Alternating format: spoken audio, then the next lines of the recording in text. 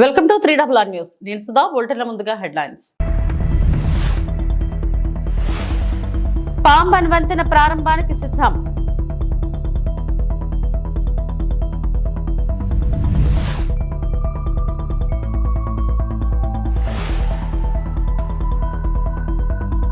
ఎన్టీఆర్ జిల్లాలో సీఎం చంద్రబాబు పర్యటన, స్వాగతం పలికిన మంత్రులు.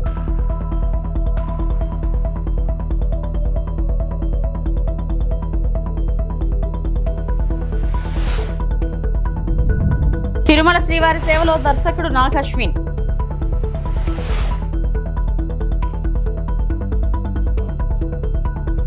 దేశంలో మొట్టమొదటి vertical lift railway sea bridge ప్రారంభానికి ముస్తాబైంది. తమిళనాడులోని రామనాథపురం జిల్లాలో 535 కోట్లతో అధునాతన సాంకేతిక విధానంతో నూతనంగా నిర్మించిన పాంబన్ వంతెనను ప్రధానమంత్రి నరేంద్ర మోడీ 6న జాతికి అంకితం చేయనున్నట్లు దక్షిణ రైల్వే శుక్రవారం ప్రకటనలో తెలిపింది. చరిత్రలో చిరస్థాయిగా నిలిచిపోయే ఈ కార్యక్రమాన్ని శ్రీరామనవమి రోజున మధ్యాహ్నం 12:45 సమయంలో ప్రధాని పాంబన్ నుంచి రిమోట్ పద్ధతిలో వంతెన వర్టికల్ లిఫ్ట్ మెకానిజాన్ని ప్రారంభిస్తారు. అనంతరం రామేశ్వరం నుంచి తాంబరానికి ప్రత్యేక రైలు పరుగులు తీనుంది.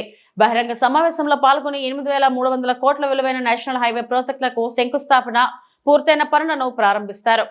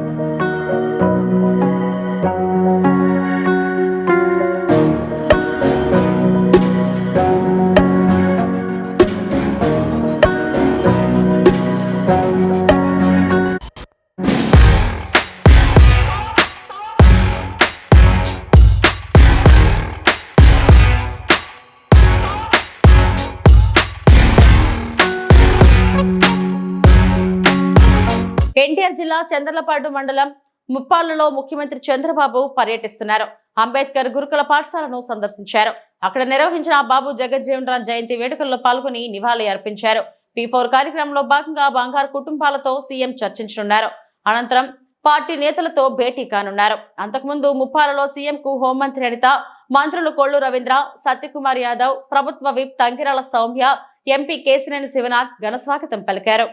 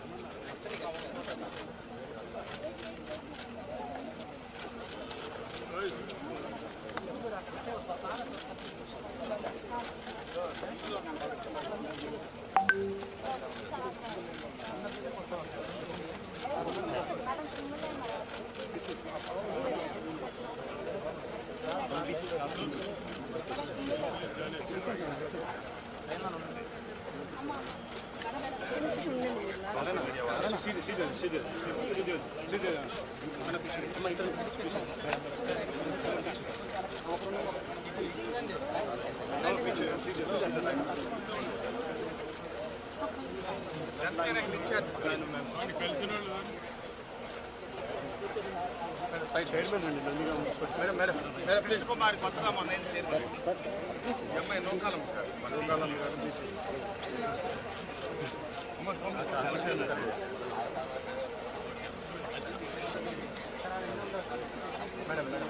ప్లీజ్ మేడం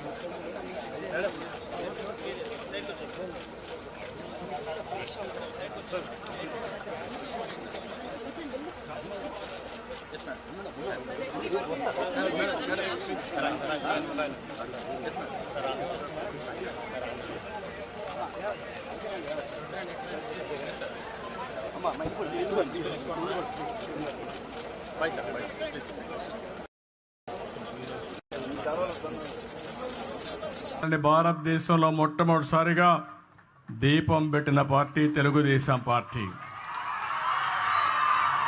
ఇప్పుడు రేట్లు పెరిగాయంటే మళ్ళీ ఆలోచించాను. అందుకే 3 సిలిండర్లు ఉచితంగా ఇస్తున్నా. ఇప్పుడే ఒక ఇంటికి పోయాను. కట్టెలు పోయితే చాలా కష్టమయ్యేది నాకు వంట చేయడం. గ్యాస్ కాబట్టి గ్యాస్ వెలిగించాం, కాఫీ పెట్టాం. నేను వాళ్ళకి కాఫీ ఇచ్చి నేను కూడా కాఫీ తాగి ఇక్కడికి వచ్చాను. ఇది మనందరిలో ఆలోచన విధానాల్లో మార్పు రావాలి. అందరం సమానం, అందరికీ సమాన అవకాశాలు ఇవ్వాలి.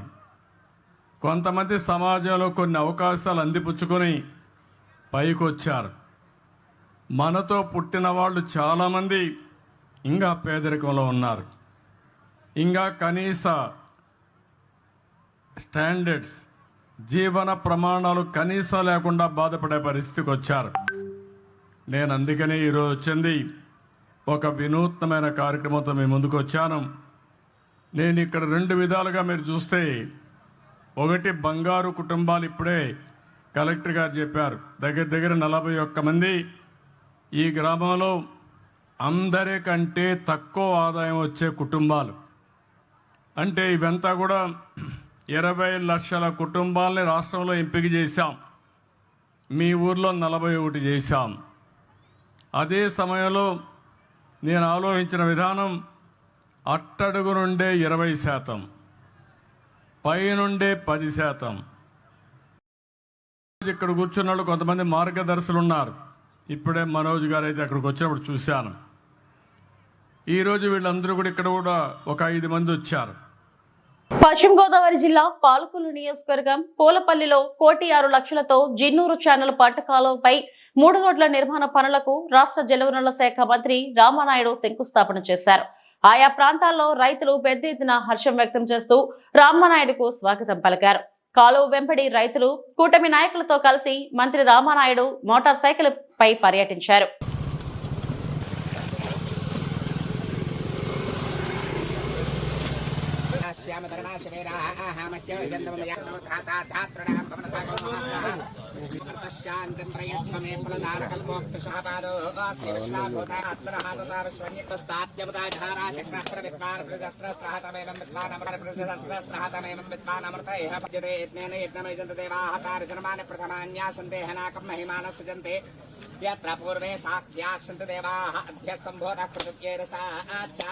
विश्वकर्मण समवर्तताधेतस्य त्वष्टाविकृतद्रूपमेते तत्त्वरसस्व विश्व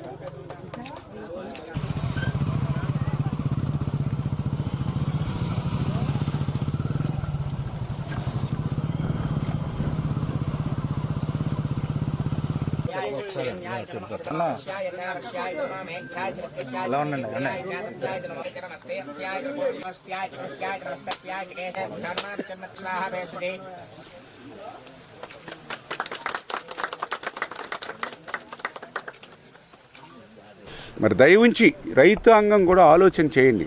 5 సంవత్సరాలు మీ వంక కన్నెత్తి చూడనటువంటి వైసీపీ మనకు అవసరమా? 5 సంవత్సరాల పాలనలో కనీసం రైతుకి ఒక గ్రావెల్ రోడ్ వేద్దామని కానీ, రైతు పండించినటువంటి ధాన్యాన్ని కొందామని కానీ, రైతు పండించినటువంటి ధాన్యం రైస్ మిల్లుల దగ్గర వారం రోజులు వాళ్ళు పడిగాపులు కాస్తున్నటువంటి పరిస్థితి లేకుండా చేద్దామని కనీసం ఆలోచన లేనిటువంటి వాళ్ళు ఈరోజు మనకు అవసరం కాదు అనే విషయాన్ని దయవుంచి రైతులందరూ కూడా గుర్తించాలి. అంచేత రేపు రాబోయే రోజుల్లో రైతులందరూ కూడా ఏకపక్షంగానే ఈ యొక్క తెలుగుదేశం జనసేన బీజేపీ ప్రభుత్వానికి ఉండాలని చెప్పి కూడా మరొక్కసారి మీ ద్వారా కూడా తెలియజేసుకుంటూ ఈరోజు కూడా మనం చూస్తాం. ఈరోజు అంతా కూడా నిన్న ఈరోజు కూడా ఏదైతే ఈవేళ మరి జాతీయ మీడియాలో కానీ అదేవిధంగా మన మీడియాలో కానీ చూస్తూ ఉంటే నిజంగా ఈ యొక్క వక్స్ బిల్ పట్ల జగన్మోహన్ రెడ్డి యొక్క డబుల్ స్టాండర్డ్ రాజకీయం ఏంటనేది ఈవేళ మరొక్కసారి ప్రజలందరికీ కూడా తేటతెల్లమైనటువంటి పరిస్థితి. ఇప్పటి వరకు ఆయన డబుల్ స్టాండర్డ్ రాజకీయం మన ఆంధ్రప్రదేశ్ రాష్ట్రానికే కాదు, ఈ వక్స్ బిల్లు విషయంలో యావత్తు దేశానికే ఆయన డబుల్ స్టాండర్డ్ రాజకీయం అర్థమైనటువంటి పరిస్థితి. ఏదైతే ఎన్డీఏకి బలం ఉన్నటువంటి లోక్సభలోనేమో వ్యతిరేకిస్తాడు, ఏదైతే ఈ బిల్లుకు అత్యంత కీలకమైనటువంటి రాజ్యసభలోనేమో అదే బిల్లుకు అనుకూలంగా ఓటేసినటువంటి పరిస్థితి వైఎస్ఆర్సీపీది.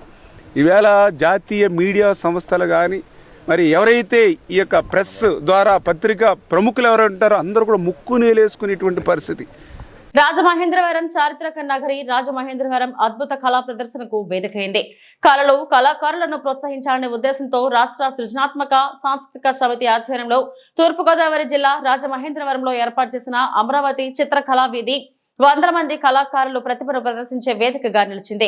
సమితి అధ్యక్షురాలు తేజస్వి అధ్యక్షతన నగరంలోని ఆర్ట్స్ కళాశాల రోడ్డులో ఏర్పాటు చేసిన కార్యక్రమానికి శాసనసభ సభాపతి రఘురామకృష్ణంరాజు, రాష్ట్ర పర్యాటక శాఖ మంత్రి కందుల దుర్గేష్ తో పాటు ప్రముఖ రంగస్థల కళాకారుడు గుమ్మడి గోపాలకృష్ణ, ఎమ్మెల్యేలు ఆదిరెడ్డి శ్రీనివాస్, బత్తుల బలరామకృష్ణ ముఖ్య అతిథులుగా హాజరయ్యారు. తెలుగు రాష్ట్రాలతో పాటు ఇతర రాష్ట్రాల నుంచి వచ్చిన 1000 మంది కళాకారులు తమ కళాకాండాలను 165 స్టాళ్లలో ప్రదర్శనకు ఉంచారు. ఉదయం నుంచి సాయంత్రం వరకు వేల మంది ప్రదర్శనను తిలకించారు.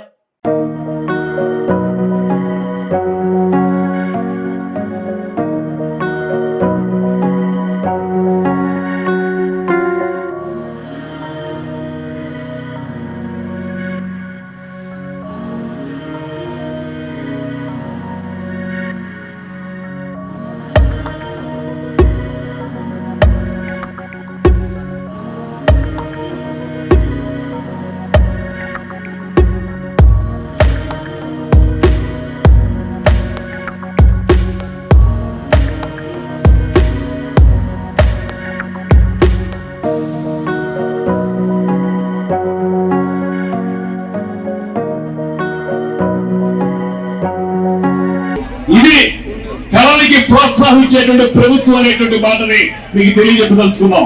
అందుకే మొన్న శాసనసభ్యులు క్రీడలు కళలకు సంబంధించినటువంటి కార్యక్రమాలు జరిగినప్పుడు పక్కనే ఉన్నటువంటి రఘురామకృష్ణరాజు గారు దుర్యోధనుడి పాత్ర అద్భుతంగా పోషించారు. అదేవిధంగా నేను కూడా మన రాజమండ్రి ఖ్యాతి ఇనుమడింపజేసేలాగా బాలచంద్రుడి పాత్ర పోషించేటువంటి మాటను కూడా మీకు మనం చేస్తూ కళలకి కళ చేయనటువంటి ఈ రాజమండ్రిలో ఈ చిత్రకళ వీధి పేరుతోటి ఏర్పాటు చేసినటువంటి ఈ కార్యక్రమాలు మీరందరూ కూడా తిలకించండి. చాలా మంది చిత్రలేఖకులు అందరూ వచ్చి ఇక్కడ వాళ్ళందరి యొక్క ప్రదర్శనలు మనకు అందిస్తా ఉన్నారు. వాటిని గమనించండి, ప్రోత్సహించండి. దాంతో పాటు మరొక మాట చెప్తున్నాను, మీకు నచ్చితే ఆ ప్రదర్శనలో ఉన్నటువంటి చిత్రపటాలను కూడా మీరు కొనండి.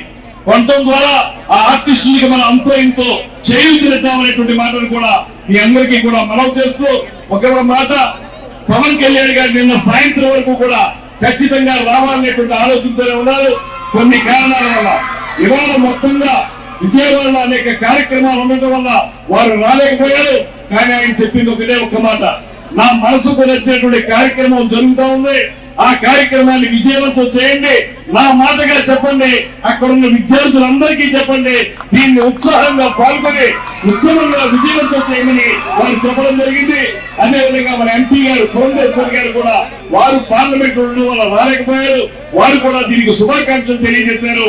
మీరందరూ కలిసి మనందరం కలిసి మన రాజమండ్రి పేరు ఇవాళ శ్రీకాళహస్తిలో వ్యభిచారం గుట్టురట్టు. శ్రీకాళహస్తిలో గురువారం వ్యభిచారం నిర్వహిస్తున్న ఓ లాడ్జిపై పోలీసులు మెరుపుదాడులు నిర్వహించారు. పట్టణంలోని తేరు వీధి సూపర్ బజార్ కూడల వద్ద ఓ లాడ్జిలో వ్యభిచారం నిర్వహిస్తున్నారన్న పక్కా సమాచారం మేరకు 1 టౌన్ పోలీసులు ఈ దాడులు చేశారు. ఇందులో భాగంగా 5 అమ్మాయిలు 2 బిడ్డలను అదుపులోకి తీసుకున్నారు. పూర్తి వివరాలు తెలియాల్సి ఉంది.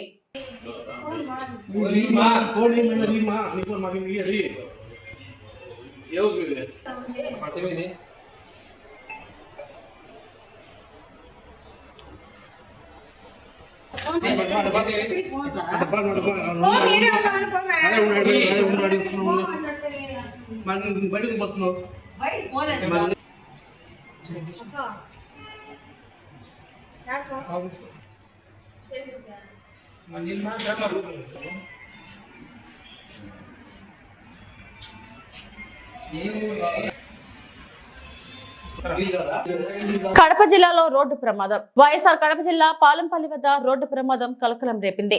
ఎర్రగడ్డలతో వెళ్తున్న ఓ లగేజీ ఆటో అకస్మాత్తుగా అదుపు తప్పి బోల్తా పడింది. ఈ ప్రమాదంలో ఆటో డ్రైవర్ కు గాయాలు కాగా స్థానికుల సమాచారం మేరకు 108 ఎమర్జెన్సీ వాహనం చేరుకుని అతని కడప రిమ్స్ ఆసుపత్రికి తరలించింది. ప్రస్తుతం డ్రైవర్ పరిస్థితి స్థిరంగా ఉందని వైద్యులు తెలిపారు. అయితే ఈ ప్రమాదానికి గల అసలైన కారణాలపై ఇంకా స్పష్టత రాలేదు. వేగంగా నడిపినట్టుగా ప్రాథమికంగా అనుమానాలు వ్యక్తమవుతున్నాయి. పోలీసులు సంఘటన స్థలానికి చేరుకుని దర్యాప్తు ప్రారంభించారు.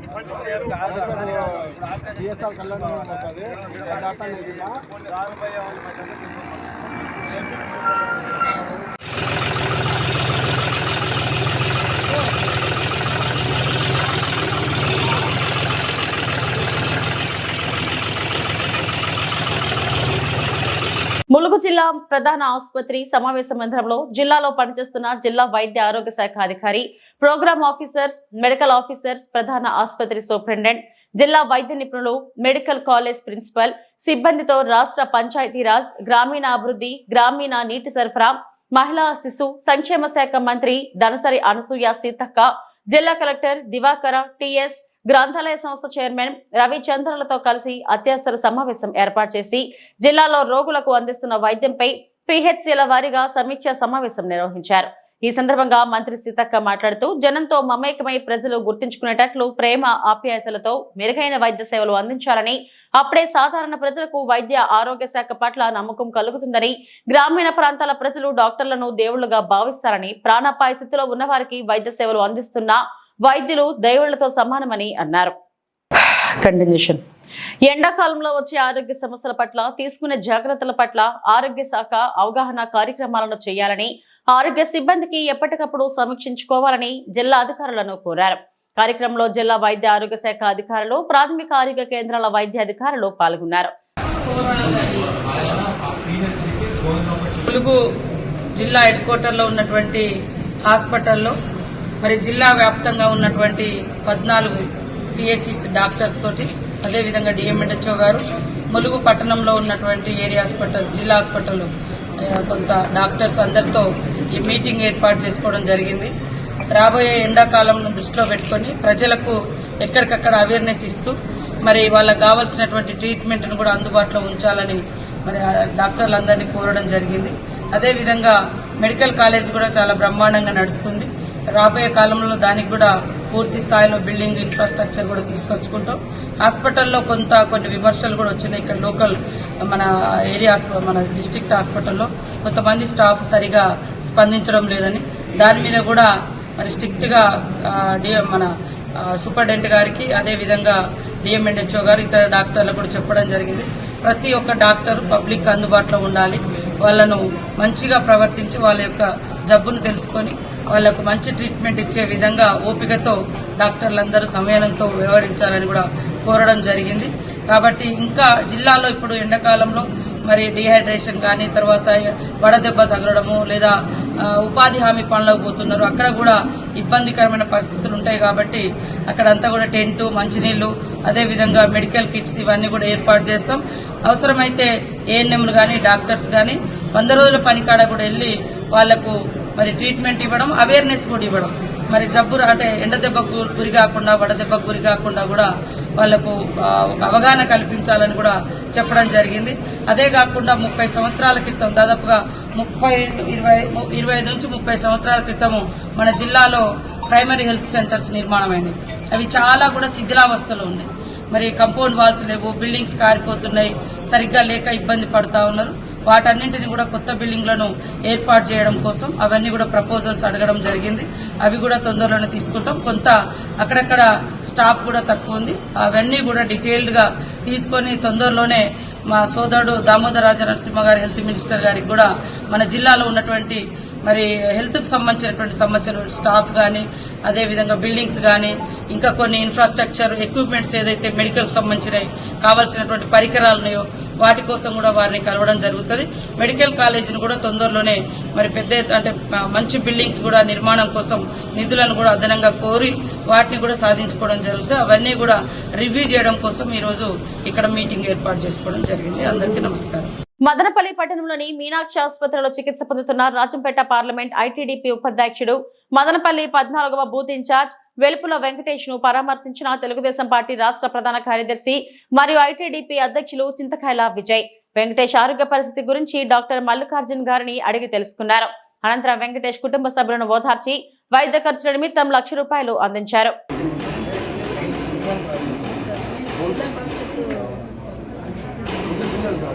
ఐటీడీపీ జనరల్ సెక్రటరీగా ఉన్నారు పార్లమెంట్. దాంతోపాటు బూత్ ఇన్ఛార్జిగా ఉండి మొట్టమొదట తెలుగుదేశం పార్టీకి కార్యకర్తలు పట్టుకొమ్మలు లాంటి వాళ్ళు. అలాంటి కార్యకర్తల్ని కుటుంబంగా నేను చూసుకుంటానని లోకేష్ గారు ఎప్పుడు కూడా చెప్పడం జరుగుతుంది. అయితే గత 5 ఏళ్ళు అపోజిషన్లో ఉన్నప్పుడు మెంబర్షిప్లో కూడా టాప్లో నిలిచి, భవిష్యత్ గ్యారంటీ కార్యక్రమంలో కూడా టాప్లో నిలిచి, ఎప్పుడు కూడా ఒక స్ట్రాంగ్ ఫాలోవర్గా, నిజాయితీ అయిన ఫాలోవర్గా ఈరోజు టీడీపీకి నిలిచిన వ్యక్తి వెంకటేష్ గారు. వెంకటేష్ గారు ఇలా చేసుకున్న వెంటనే ఆత్మహత్యకి అటెంప్ట్ చేశారని తెలిసిన వెంటనే లోకేష్ గారు చాలా బాధపడి వెంటనే ఇమీడియట్గా ఆయన ఆఫీస్లో ఉన్న యంత్రాంగాన్ని మొత్తం కూడా కదిలించి వెంటనే ఎక్కడ జాయిన్ చేస్తున్నారు, హాస్పిటల్లో డాక్టర్ గారితో మాట్లాడాలి ఏంటి అని అంటే, మల్లికార్జున్ గారు డాక్టర్ గారు ఆయన చేతితోటి ఈరోజు వెంకటేష్ గారిని ఎలా బాగుపరిచారంటే నిజంగా అప్రిషియేట్ చేయాలి డాక్టర్ గారికి. ఎందుకంటే మీనాక్షి హాస్పిటల్ ఈరోజు మదనపల్లిలోని క్రిటికల్ కేర్ ఉండడం అనేది ఆశ్చర్యం కలుగుతుంది నాకు. ఈరోజు అలాంటి వ్యక్తి వెంకటేష్ గారు ఆ మూమెంట్లో వచ్చినా కూడా ఆయన బతికించి ఈరోజు మళ్ళీ ఆ ప్రాణాన్ని తెలుగుదేశం పార్టీ కుటుంబాన్ని రక్షించినందుకు ఆయనకి కృతజ్ఞతలు తెలుపుకుంటాను. ఈరోజు ముఖ్యంగా ఎమ్మెల్యే గారు మొట్టమొదటి వెంటనే స్పందించి ఇక్కడికి మదనపల్లి ఎమ్మెల్యే గారు ఇక్కడికి వచ్చి వెంటనే హాస్పిటల్ ఎక్స్పెన్సెస్ కూడా కట్టి ఇమీడియట్గా ట్రీట్మెంట్ మొదలుపెట్టారు. ముఖ్యంగా ఈరోజు నేను రావడానికి కారణం ఏంటంటే, నేను రాష్ట్ర జనరల్ సెక్రటరీగా, నా పేరు చింతకాయల విజయ్, మెయిన్ ఐటీడీపీ కోఆర్డినేటర్ కూడా నాకు చంద్రబాబు నాయుడు గారు నియమించడం జరిగింది. ఇక్కడ వెంకటేష్ గారిని నేను ఎప్పటి నుంచో కూడా ఆయన ఫాలో అవుతూ ముందుకు తీసుకెళ్తున్నాం. ఈరోజు అలా జరిగిన వెంటనే మాకు కూడా చాలా బాధ అనిపించి మేము నర్సీపట్నం, వైజాగ్ దగ్గర నుంచి ఇక్కడికి రావడం జరిగింది. లోకేష్ గారు ఒకటే చెప్పారు, ఆ కుటుంబాన్ని మనం సొంత కుటుంబంలా ముందుకు తీసుకెళ్ళి వాళ్ళని కాపాడుకోవాలి, వాళ్ళని సపోర్ట్ చేయాలని చెప్పారు. ₹1,00,000 ఇవాళ ఎక్స్పెన్సెస్కి, హాస్పిటల్లో ఆ ట్రీట్మెంట్ ఎక్స్పెన్సెస్ కూడా పంపించడం జరిగింది, ఫ్యామిలీకి ఇవ్వడం జరిగింది. నిన్న కూడా ఎన్ఆర్ఐ వింగ్ నుంచి లోకేష్ గారు కూడా వచ్చి ఆయన ₹1,00,000 ఇవ్వడం జరిగింది. అలాగే ఇక్కడ ఉన్న లీడర్స్ కానీ అందరూ కూడా సపోర్ట్ చేసి టైంకి తీసుకొచ్చి ఆయన కాపాడినందుకు అందరికీ హృదయపూర్వక కృతజ్ఞతలు తెలుపుకుంటూ, రేపు రానున్న రోజుల్లో లోకేష్ గారు చెప్తుంది ఒకటే అండి, కార్యకర్తలు కానీ బూత్ ఇన్ఛార్జీలు కానీ ఏమన్నా కానీ మొహమాటం లేకుండా వాళ్ళు రీచబుల్లో ఉన్నారు. ఆయన వాట్సాప్ మెసేజ్ ప్రతిదానికి రిప్లై చేస్తారు. ఉదయం 5 గంటలకి అందరికీ కూడా రిప్లై చేస్తారు. కోవిడ్ టైంలో హోప్ సైకిల్ అని చెప్పి ఒక కార్యక్రమాన్ని పెట్టి ప్రతి ఒక్క ఇంటికి కార్యకర్తకి ఎవరికైనా ఇబ్బంది అయితే మందులు పంపించారు భువనేశ్వర్ గారు. ఆ రోజు ఈ కుటుంబం చంద్రబాబు నాయుడు గారు, భువనేశ్వర్ గారు, లోకేష్ గారు కానీ ఎప్పుడు కార్యకర్తలు బాగు కోసం అని ఆలోచించి ముందుకు తీసుకెళ్లే కుటుంబం అది. అందుకే నేను కార్యకర్తలందరినీ రిక్వెస్ట్ చేస్తుంది అంటే, లోకేష్ గారు ఒకటే చెప్తుంది, మీకు ఏమన్నా సమస్య ఉంటే ఒక మెసేజ్ కొట్టండి, కానీ ఏదన్నా ఇలాంటి ఆలోచనలు మానేసేయండి. మన ప్రభుత్వం ఉంది, పార్టీ స్ట్రక్చర్ ఉంది, యంత్రాంగం ఉంది. ఏ సమస్య ఉన్నా కూడా లీడర్షిప్ చెప్పుకుంటే సాల్వ్ చేసే శక్తి, సత్తా, క్యాడరు, కుటుంబం మంది. ఈరోజు టీడీపీ పసుపు కుటుంబం మంది. ఇక్కడ కులాలకు అతీతంగా, మతాలకు అతీతంగా, ప్రాంతాలకు అతీతంగా అందరూ కూడా పోరాడుకుంటూ ముందుకెళ్ళి ఈరోజు సాధించింది ఈ జెండాని. అందుకు మీ అందరూ కూడా శనక ఆవేశంతో ఏ నిర్ణయం తీసుకోవద్దు. ఒకటే గుర్తుపెట్టుకోవాలి, మనకు అండగా లోకేష్ గారు, చంద్రబాబు నాయుడు గారు, భువనేశ్వర్ గారు ఉన్నారు. వాళ్ళని మనం ముందు తీసుకెళ్లవలసిన అవసరం ఎంతైనా ఉంది. ఆ జెండాను కాపాడుకున్నాం కాబట్టి ఈరోజు మిమ్మల్ని కాపాడుకోవాల్సిన అవసరం లోకేష్ గారికి ఉంది కాబట్టి ఈరోజు మేము అందరం కూడా ఇక్కడ రావడం జరిగింది. రేపు రానున్న రోజుల్లో ఆ ముగ్గురు పిల్లలను కూడా ఎన్టీఆర్ ట్రస్ట్ తరఫు నుంచి కూడా లోకేష్ గారు సపోర్ట్ చేసి ముందుకు తీసుకెళ్తారు. అలాగే ఉపాధి కల్పించి వైఫ్కి కానీ అన్ని విధాలుగా కూడా ఆదుకొని ఆ కుటుంబాన్ని అండగా ఉండే బాధ్యత మేము తీసుకుంటామని చెప్పి సందర్భంగా సవినీయంగా మనం చేసుకుంటూ మీనాక్షి హాస్పిటల్ వారికి కానీ మల్లికార్జున గారికి కానీ ముందుగా నేను కృతజ్ఞతలు తెలుపుకుంటూ తిరుమల శ్రీవారిని ప్రముఖ సినీ దర్శకుడు నాగ్ అశ్విన్ దర్శించుకున్నారు. శనివారం వేకుజామున ఆయన కుటుంబ సభ్యులతో కలిసి శ్రీవారి సుప్రభాత సేవలో పాల్గొన్నారు. టీటీడీ అధికారులు ఆయనకు స్వాగతం పలికి దర్శన ఏర్పాట్లు చేశారు. దర్శనం అనంతరం నాగ్ అశ్విన్ కు ఆలయ అధికారులు స్వామివారి తీర్థ ప్రసాదాలను అందజేశారు.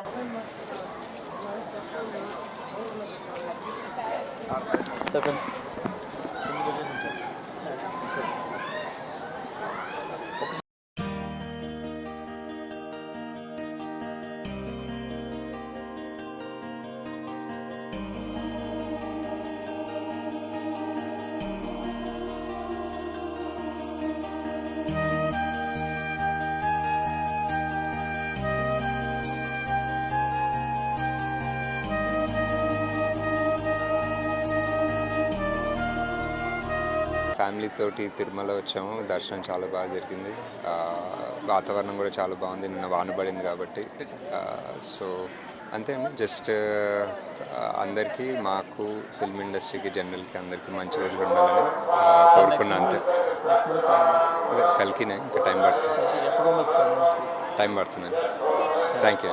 ఇవి ఇప్పటివరకు నా బులెటిన్ అప్డేట్స్. నమస్తే.